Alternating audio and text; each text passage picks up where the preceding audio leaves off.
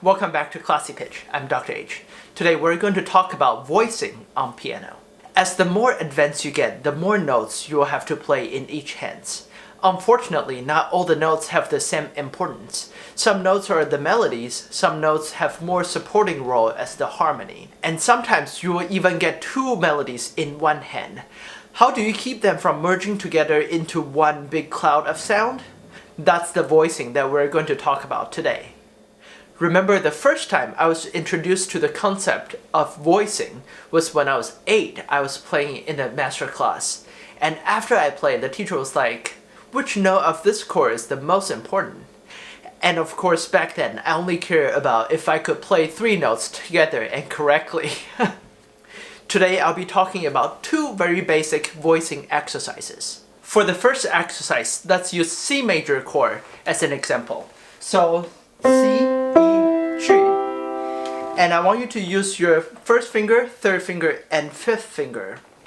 And for this exercise, I want you to imagine these 3 notes combined together will equal 100. So the first one, let's make it easy. I want you to think 1/3 on your first finger, 1/3 on third finger, and 1/3 on fifth finger. So they're all equal. So it will sound like this.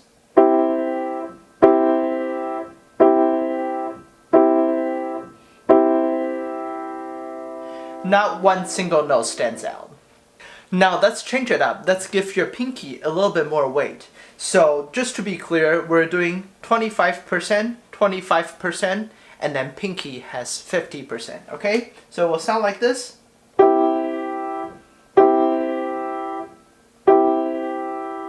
Keep trying until you feel like the ratio is right.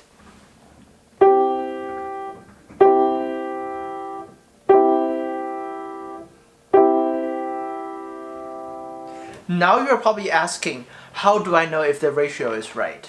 A very good question. Use your ears very carefully. Your ears are your best friends when it comes to practicing. Okay, now let's switch the 50% to your thumb. So 50%, 25%, and 25%. And it will sound like this.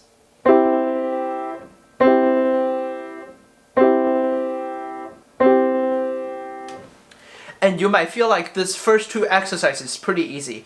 Now, let's make it a little bit harder. So let's do 25% on your thumb, 50% in your middle finger, and then 25% on your pinky, okay?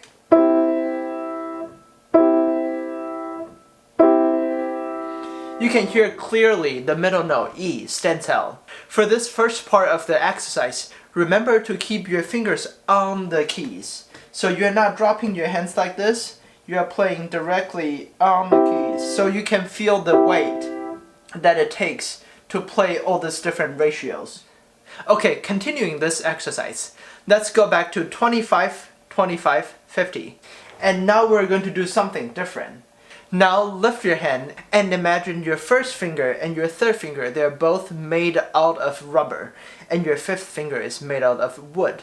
So your fifth finger is more stiff than other 2 fingers. And then drop your hand like this.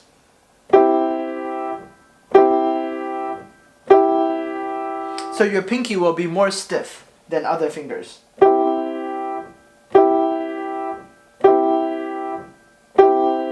And let's switch around. Now your thumb is made out of wood, and your third finger and fifth finger is made out of rubber. So your thumb has 50% of the sound, and then 25% and 25%.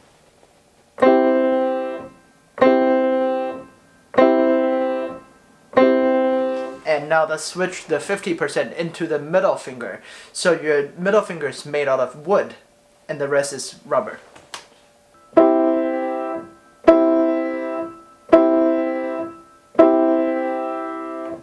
And of course, in this part of the exercise, you still need to listen very carefully to find the right ratio.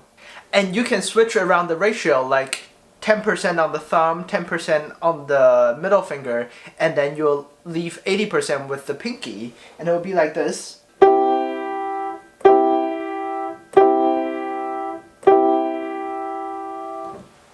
So just switch around the ratios so you can exercise the independence of your fingers. This exercise is wonderful when you're dealing with chords, but what if you only have 2 notes? And that's our second technique. When you only have 2 notes to deal with, then it becomes simpler. Simply use 2 different articulations to help you.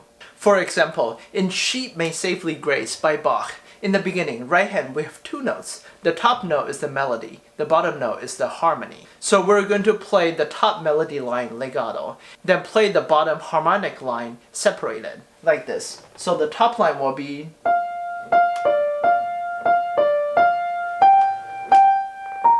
and the bottom line will be,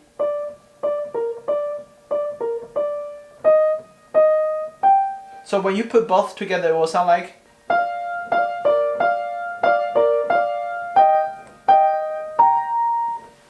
and because the melody is legato, so it will automatically carry through, just because the difference in the articulation.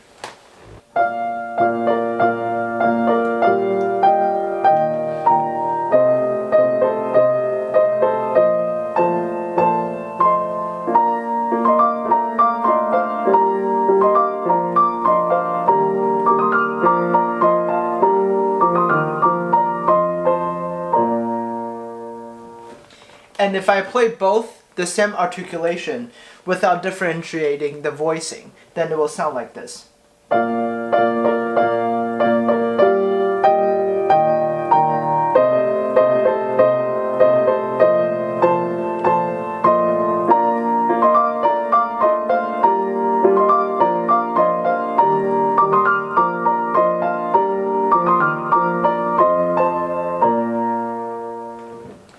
So you can hear that with the right voicing, it sounds more elegant and it sounds less crowded. You can hear the melody so much easier and you can phrase the melody so much better also. Voicing is a very important subject, especially in piano playing. Most of the instruments can only produce 1 note at a time. But in piano, we can play many notes at once, and that's what makes piano playing so difficult, yet so rewarding. This is just a brief introduction to voicing, as voicing is such a huge subject that we can talk about it for hours and hours. I'm sure we'll discuss this in the future videos, but if you have any questions, please feel free to drop me a line. Hope today's episode is helpful for you. Thank you for watching. If you have any questions, please leave it in the comment area below, or you can email me at classypitch@gmail.com. You can also find me on Twitter or Instagram at classypitch. Again, I'm Dr. H. See you next time. Stay classy.